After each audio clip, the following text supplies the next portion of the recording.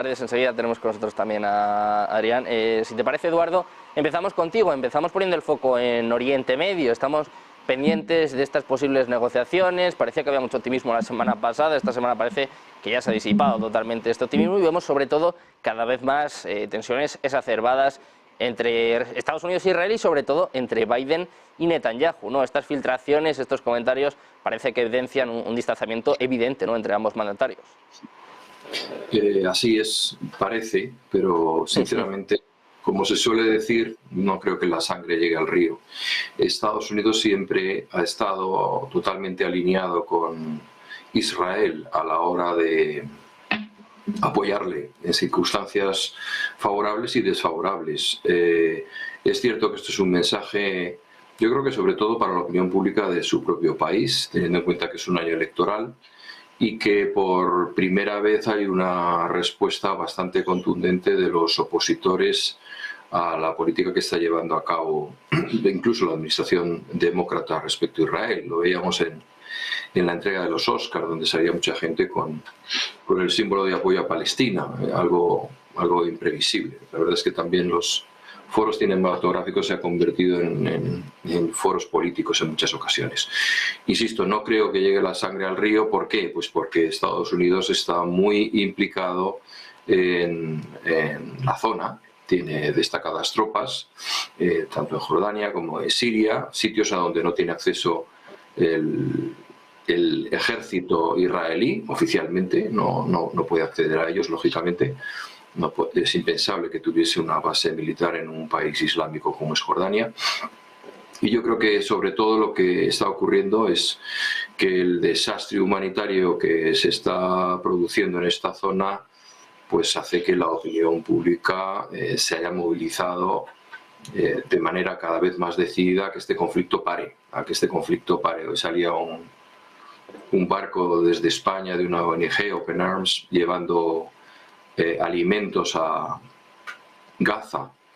Pensemos que hay más de 2 millones de personas ahí, es decir, es casi un puente aéreo como el de Berlín al final de la guerra, lo que se tiene que formar y tiene que dejar pasar esos alimentos. ¿Lo permitirá Israel? Pues yo creo que sí, que en ese sentido sí, pero eso no va a impedir que sus planes militares sigan adelante. Sus planes militares solamente creo que concluirán en el momento en que haya desalojado a la población palestina de Gaza. Ya no se plantea ni siquiera un dominio, un control de la población con una presencia militar y política efectiva. Yo creo que quiere deshacerse de esa población, quiere proyectarla. El problema es ahora a dónde van, ¿no? Quizás es una situación que el pueblo de Israel conoce muy bien porque la ha sufrido durante siglos, ¿no? El ir de un sitio para otro sin ser bien acogido por parte de nadie. Ahora mismo esa situación se da, no hay un país que haya dado un paso al frente, tanto islámico como no islámico, para dar salida a esa población y un futuro a esas personas.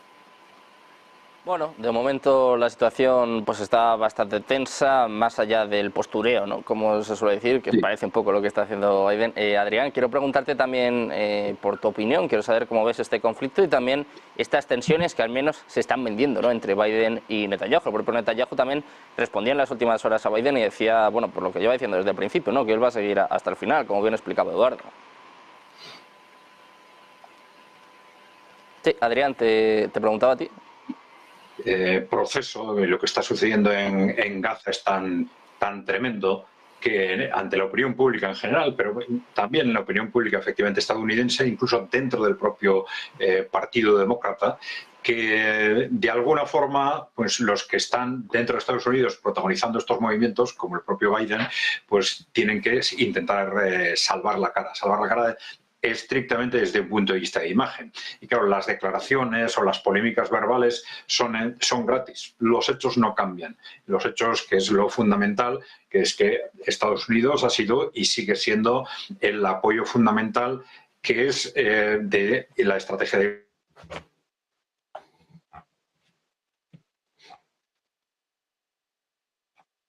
Bueno, pues pendientes de lo que está ocurriendo en Oriente Medio, enseguida recuperamos la conexión con Adrián. Ezequiel, te he visto ahí de soslayo, te he visto ahí de reojo. Quiero saber también cómo ves esta situación. Sigue, desde luego, la masacre de Israel, pero además ahora apuntando a Rafah, y además con Biden, pues que parece que está en una posición cada vez más complicada, como está sucediendo con todos estos conflictos.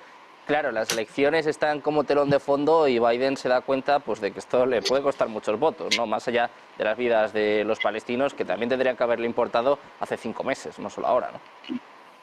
Sí, buenos días, Sergio, y buenos días a la audiencia. Sí, completamente de acuerdo con el análisis de todos ustedes.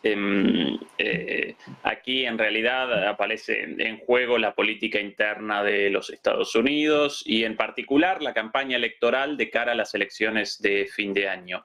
Por eso, sin ninguna casualidad, las líneas en política exterior de Biden básicamente están caracterizadas por la oposición exactamente proporcional a las líneas de política exterior presentadas por Trump y viceversa.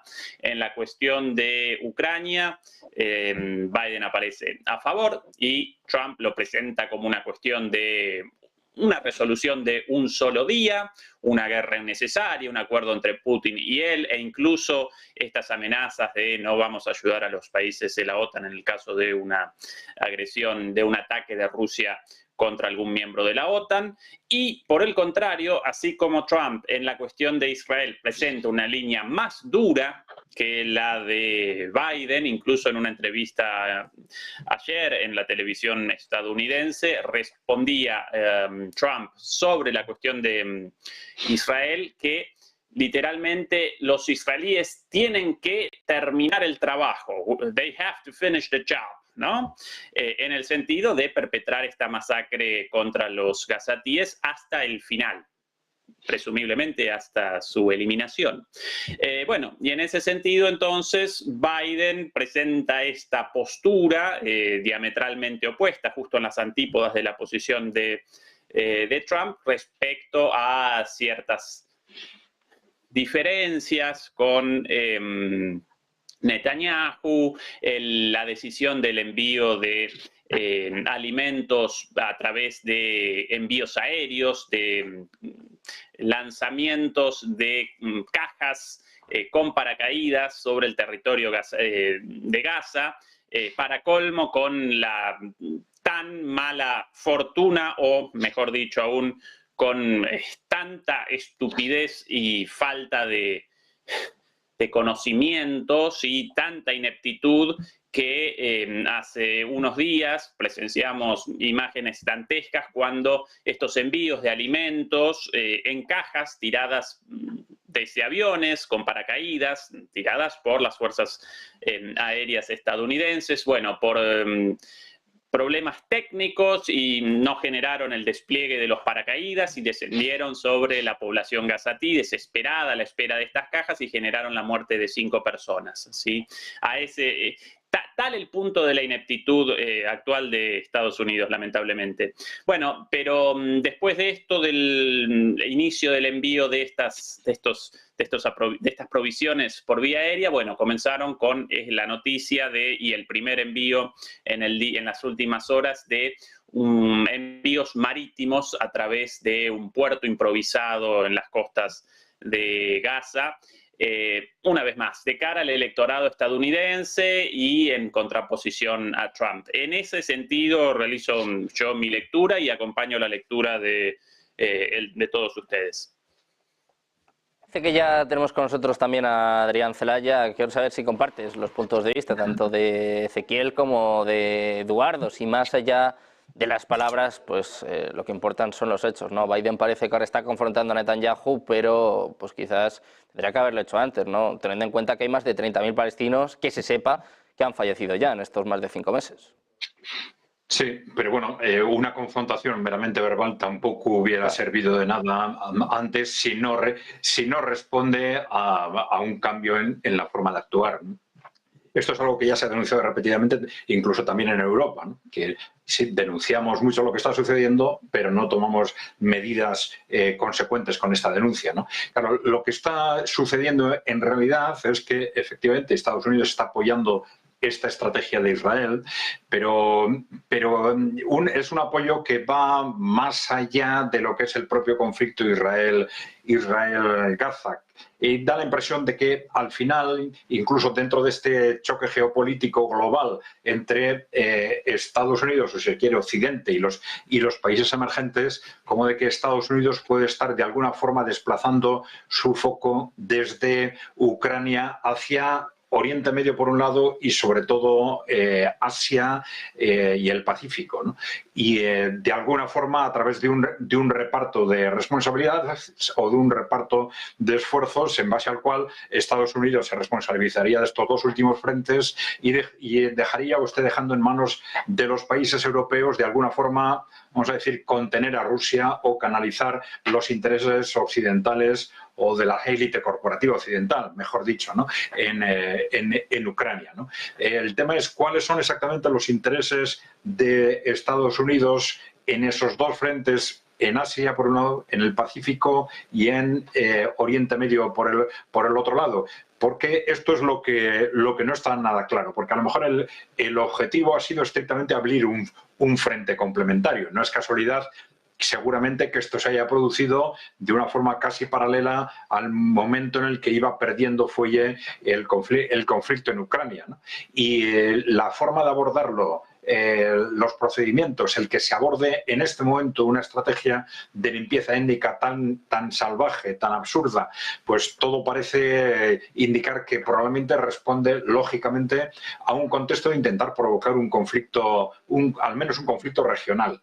Un conflicto regional en el que Estados Unidos se sienta a través de la implicación de distintos actores regionales legitimado para actuar y de alguna forma se intente compensar un frente en el que se está perdiendo, como es el de Europa, con avances en el frente de Oriente Medio. Bueno, vamos a ver esto cómo evoluciona, pero la verdad es que lo que están haciendo los distintos actores no tiene mucha lógica estratégica. El que Israel esté actuando como está actuando, independientemente de que lo atribuyamos a locuras colectivas de determinados colectivos, no tiene sentido estratégico que Israel adopte una estrategia de este tipo en el momento en que su gran valedor está perdiendo el papel de hegemón geopolítico que ha tenido durante décadas, que es lo que le ha permitido a Israel actuar de esa forma, y que Israel justo en este momento, en lugar de intentar reposicionarse en el nuevo contexto, adopte una estrategia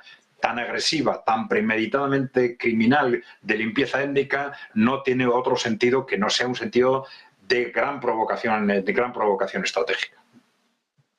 Bueno, Adrián, pues pendientes de lo que ocurre en este conflicto en Oriente Medio, si os parece, vamos a hablar precisamente del otro conflicto del que